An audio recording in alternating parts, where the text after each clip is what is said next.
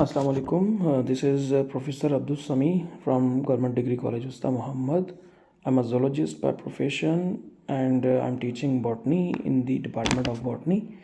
BS Botany ये 6 semester का एक टॉपिक है. अदरवाइज़ मुख्तलिफ़ जगहों पे भी ये इस्तेमाल किया जा सकता है, पढ़ाया जा सकता है, राइट. तो कार्बन डाइऑक्साइड की बाकी चीज़ें तो केमिस्ट्री के अंदर पढ़ाई जाती हैं, लेकिन हम अपने हिसाब से देखेंगे, यानी कि प्लांट इकोलॉजी के हिसाब से या इकोलॉजी के हिसाब से how is the carbon dioxide important and what is the role of carbon dioxide वगैरह वगैरह. ठीक है, तो इसको थोड़ा सा देख लेते हैं. इसमें सबसे पहली बात ये है कि ये प्लांट इकोलॉजी है, मतलब इसका टॉपिक है. इसके अलावा कार्बन डाइऑक्साइड क्या होता है जी? एक केमिकल कंपाउंड है. कंपाउंड से भी बेहतर वर्ड हमारे पास है गैस. तो ये क्या है जी? एक गैस है. ठीक है, कंपोज्ड ऑफ 1 कार्बन. ये क्या होता है जी? कार्बन एक इसके अंदर होता है मॉलिक्यूल और 2 मॉलिक्यूल होते हैं ऑक्सीजन के. तो ये कार्बन डाइऑक्साइड. ठीक है, so this is carbon dioxide CO2 available in the atmosphere at lower concentration या लो कंसनट्रेशन. आपके पास आइडिया होगा कि नाइट्रोजन 78% होती है, ऑक्सीजन 21% होती है, लेकिन जो कार्बन डाइऑक्साइड है ये बहुत ही ज़्यादा कम पाई जाती है, 0.003 पाई जाती है, राइट. बहुत ही ज़्यादा कम में देखा जाए तो. लेकिन recent studies like study in 2023 has just told us या has proved कि भाई ये जो है ना अब 0.004 तक जाके पहुंचा है. किसकी कंसंट्रेशन? क्या कहते हैं? कार्बन डाइऑक्साइड की, राइट. सो पहले कम थी, अब थोड़ा सा ज़्यादा हुई है. ज़्यादा क्यों हुई है उसके भी कुछ रीज़न्स हैं, हम आगे बढ़ेंगे. ये जो है ना एक्ट करता है कौन? कार्बन डाइऑक्साइड एक्ट करता है ग्रीन हाउस गैस अफेक्ट की तरह, ग्रीन हाउस गैसेस की तरह. Now what is green house gas? So let me explain it for you. Green house gases को समझने के लिए मैं आपको एक छोटी सी एग्जांपल देना चाहूँगा. This is, let suppose the world, ये दुनिया है और इसके बाहर जो है ना वो क्या है? एक लेयर है. ठीक है, सॉरी, ये जो है ना एक लेयर यहाँ पे पाई जाती है. ठीक है, अब ये लेयर को आप कुछ भी नाम दे सकते हैं. ठीक है, अब क्या होता है कि ज़मीन ये है जहाँ पे हम रहते हैं और ऊपर ये लेयर है, मतलब हवा वगैरह एटमॉस्फेयर है. सूरज की तरफ से आने वाली ये लेट सपोज दिस इज सन. सूरज की तरफ से आने वाली जो शुआएँ होती हैं ना, वो आती हैं इस लेयर को चीरती हुई, शॉर्ट वेव की सूरत में पहुंचती हैं कहाँ पे? ज़मीन तक आके टकराती हैं. इसकी वजह से क्या होता है कि पूरा जो माहौल है, ये सारे का सारा माहौल गर्म हो जाता है. ठीक है, तो यहाँ पे क्या हो जाता है? बहुत ज़्यादा गर्मी हो जाती है. लेकिन जैसे सूरज हट जाता है, लाइक व्हेन इट गेट्स, जब ये क्या हो जाता है जी? जब व्हेन इट गेट्स डार्क, यानी जब रात का टाइम होता है तो मून आ जाता है मिसाल के तौर पे. ये सिर्फ इसलिए कि आप थोड़ा समझें कि रात का वक्त है. ठीक है, इसमें क्या होता है कि जो हवा या जो भी ये जो पार्टिकल्स पड़े हुए हैं गर्माइश के, हीट वगैरह के, अब ये निकलने की कोशिश करेंगे. कैसे निकलने की कोशिश करेंगे? एक बार मैं इनको बता देता हूँ किसी और पेन से, लाइक येलो पेन से. क्या होते हैं ये ज़मीन के जहाँ पे हम रहते हैं, यहाँ पे लेट सपोज हर जगह पे ये मौजूद है ना. These are what? The air या पार्टिकल्स हैं जो कि गर्माइश पैदा कर रहे थे. अभी अभी रात हुई है तो क्या होगा? ये यहाँ से ना निकलने की कोशिश करेंगे, लेकिन क्योंकि आए थे शॉर्ट वेव की सूरत में, और आप बेहतर जानते हैं कि शॉर्ट वेव और लॉन्ग वेव में बड़ा फ़र्क होता है. कि शॉर्ट वेव वो होती है जो कि पावरफुल होती है, सूरज खड़ा है ऊपर, शॉर्ट वेव की सूरत में नीचे अगर कोई चीज़ वो छोड़ रहा है लाइक अपनी सनलाइट, तो क्या होगा कि वो पेनिट्रेट करके इस लेयर को पेनिट्रेट करके अंदर आ जाएगी. लेकिन मसला ये है, अब तो सूरज चला गया, अब तो वो मज़ीद प्रेशर नहीं डाल रहा. क्या होगा? जितनी भी यहाँ पे हीट वगैरह मौजूद है ये ऐसे निकलने की कोशिश करेगी. लेकिन आपने स्ट्रक्चर देख लिया है कि लॉन्ग वेव्स की सूरत में निकलेगा. अब लॉन्ग वेव्स की सूरत में निकलने से मसला ये होता है कि इसके अंदर इतना पावर नहीं होता कि ये इस लेयर को पेनिट्रेट करके यहाँ से बाहर निकल सके.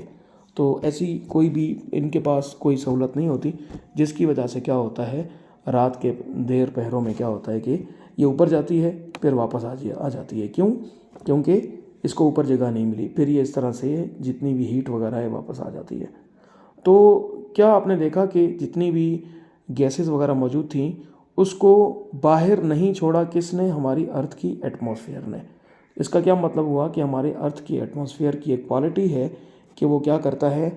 ग्रीन हाउस गैस की तरह का अफेक्ट कर रखती है. Now what is green house gas? मैं इसके लिए आपको समझा देता हूँ. Let me just draw it for you. देखें कि एक घर है शीशे का बना हुआ, उस फेनोमेनन को देखकर हमें समझाने की कोशिश की गई है। लेट सपोज एक घर है, यानी कि ये एक ना घर है मिसाल के तौर पे, ठीक है। अभी किस चीज़ से मिलके बना है जी? ये मिलके बना है सारे का सारा शीशे से, गिलास से मिलके बना है, ठीक है। गिलास यानी शीशे से मिलके बना है। अब होगा क्या कि सूरज की रोशनी आएगी, सूरज की रोशनी को येलो से शो करते हैं, ये रहा सूरज। सूरज क्या करेगा जी? अपनी रोशनी जैसे छोड़ेगा ना, अंदर क्या पड़े हुए हैं जी? इसके अंदर पौधे पड़े हुए हैं। किसके अंदर? शीशे के घर के अंदर पौधे पड़े हुए हैं, और ये पौधे हैं जी हमारे इस कलर के, ठीक है। ये पौधे इसके अंदर पड़े हुए हैं।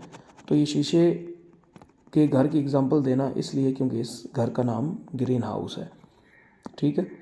तो क्या होता है कि अगेन वही स्ट्रेटजी जो मैंने पहले फेनोमेनन मैंने बताया था कि शॉर्ट वेव की सूरत में आएगी सूरज की रोशनी, सॉरी येलो पेन से बनाते हैं। शॉर्ट वेव की सूरत में जैसे आएगा तो पेनिट्रेट करके शीशे को अंदर आएगा, और अंदर इसको यानी जो अंदर पौधे पड़े हुए हैं इन सबको फोटोसिंथेसिस के लिए मदद देगा। यहाँ तक तो चलो हमें समझ आ रही है बात ना। लेकिन मसला ये हो रहा है कि यहाँ पे ना एक चीज़ आती है कि what we can say it, yes हम ये कह सकते हैं कि जैसे ही रात हो जाती है तो यहाँ से मैं ब्लू से ड्रा करता हूँ, यहाँ से जो अब क्योंकि सूरज चला गया ना, इसको मैं मिटा देता हूँ, ठीक है। सूरज चला गया है, अब क्या होगा, वो जो इस कलर से शो करते हैं कि जो हीट वगैरह थी, ट्रैप थी इसके अंदर, अब ये निकलने की कोशिश करेगी, क्योंकि अब शीशा है, शीशा ऐसे नहीं छोड़ रहा बाहर। तो क्या होगा, रात देर तक भी ये जो घर है, ग्रीन हाउस है, ये गर्म रहेगा। क्यों? क्योंकि उन गैसेस को, उस हीट को ये बाहर नहीं छोड़ रहा। क्यों नहीं छोड़ रहा? क्योंकि इसकी गिर्द एक किस्म की लेयर मौजूद है शीशे की।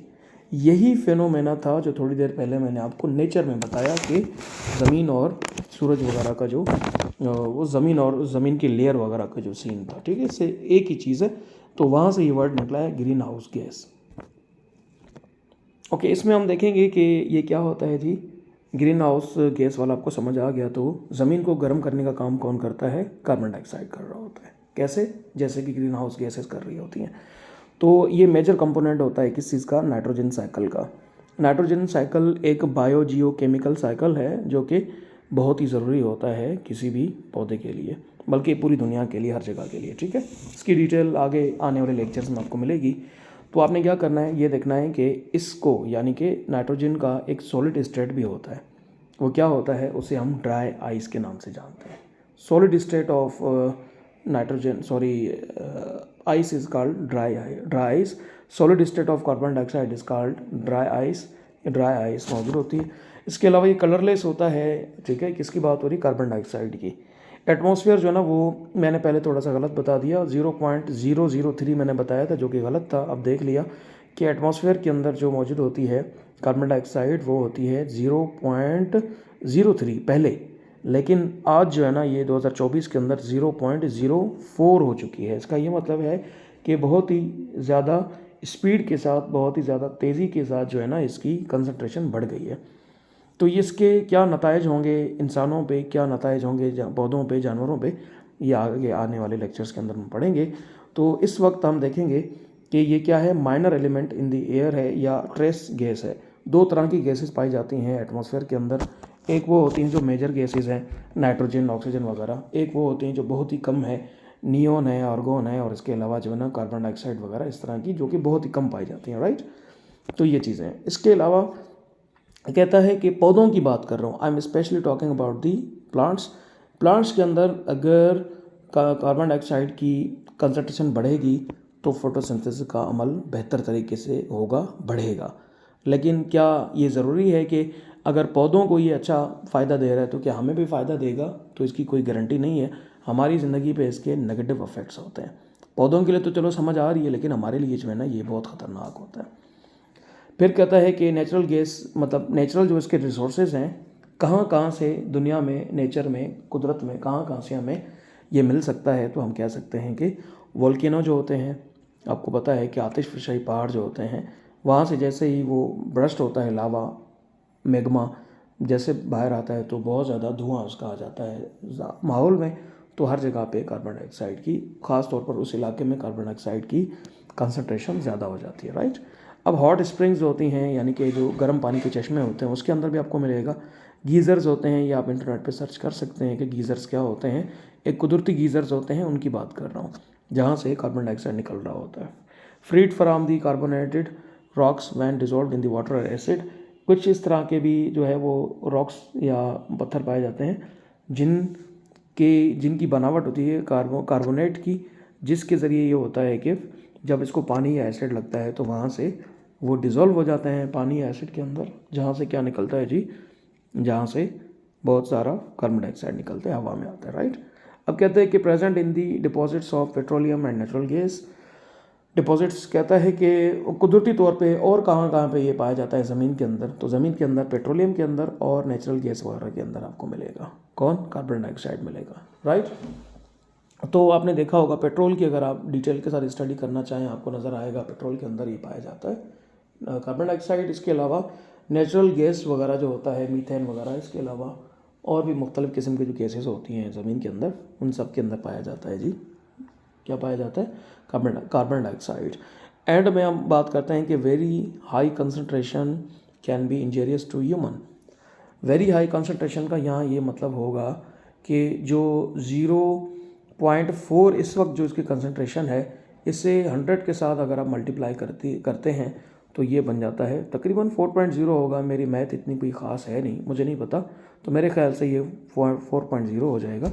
तो ये जो है ना पौधों के लिए तो चले किसी हद तक ठीक है, लेकिन इंसानों और जानवरों के लिए बहुत ज़्यादा ख़तरनाक है। So this was a brief introduction of the topic that is carbon dioxide for the subject that is plant ecology 1. So if you have got any confusion you can ask in the comment sections below, और इसके अलावा कोई Curie वगैरह हो तो आप वो भी पूछ सकते हैं। See you, अल्लाह हाफिज़।